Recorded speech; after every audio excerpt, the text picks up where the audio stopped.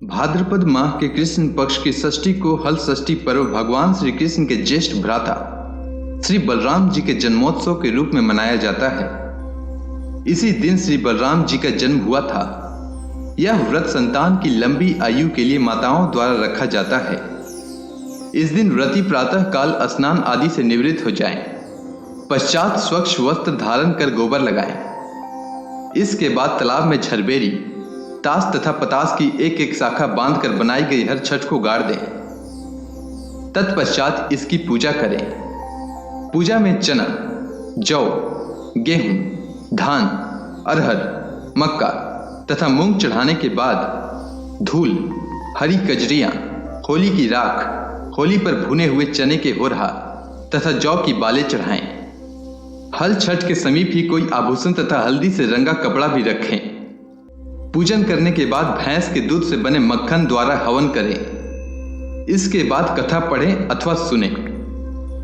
हल षष्ठी व्रत कथा। प्राचीन काल में एक ग्वालिन थी। उसका प्रसव काल अत्यंत निकट था। जहां एक ओर वह प्रसव से व्याकुल थी, तो वहीं दूसरी ओर उसका मन गौ रस बेचने में लगा हुआ था। उसने सोचा कि यदि प्रसव हो गया तो गौ रस यूं ही पड़ा रह जाएगा। यह सोचकर उसने दूध दही के घड़े सिर पर रखे और बेचने के लिए चल दी। किंतु कुछ दूर पहुंचने के बाद उसे असहनीय प्रसव पीड़ा हुई। वह एक झरबेरी की ओट में चली गई और वहां एक बच्चे को जन्म दिया। वह बच्चे को वहीं छोड़कर पास के गांव में दूध दही बेचने चली गई। संयोग से उस दिन हल षष्ठी थी। गाय भैंस के मिश्रित दूध को केवल भैंस का दूध बताकर उसने सीधे साधे गांव वालों में बेच दिया।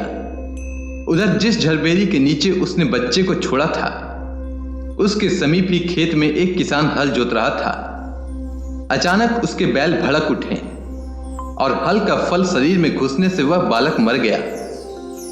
इस घटना से किसान बहुत दुखी हुआ। फिर भी उसने हिम्मत और धैर्य से काम लिया।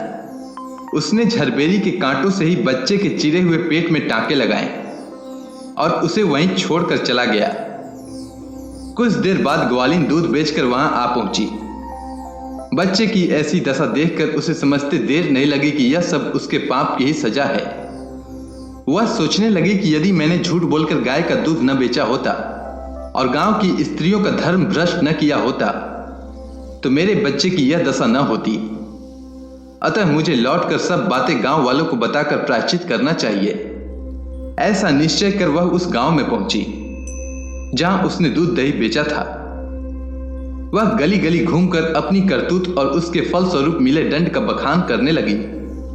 तब स्त्रियों ने स्वधर्म रक्षार्थ और उस पर रहम खाकर उसे क्षमा कर दिया और आशीर्वाद दिया। बहुत सी स्त्रियों द्वारा आशीर्वाद लेकर जब वह पुनः झरबेरी के नीचे पहुंची, तो यह देखकर आश्चर्यचकित रह गई कि वहां उसका पुत्र जीवित अवस्था में पड़ा था। तभी उसने स्वार्थ के लिए झूठ बोलने को ब्रह्म हत्या के समान समझा और कभी झूठ न बोलने का प्रण कर लिया। कथा के अंत में इस मंत्र से प्रार्थना करें।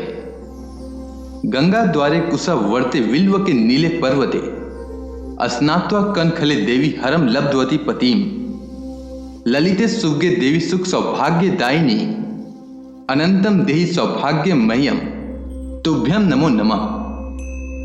अर्थात हे देवी, आपने गंगा द्वार, कुशावर्त, विल्वक, नील पर्वत और कनखल तीर्थ में स्नान करके भगवान शंकर को पति के रूप में प्राप्त किया है। सुख और सौभाग्य देने वाली ललिता देवी, आपको बारंबार नमस्कार है।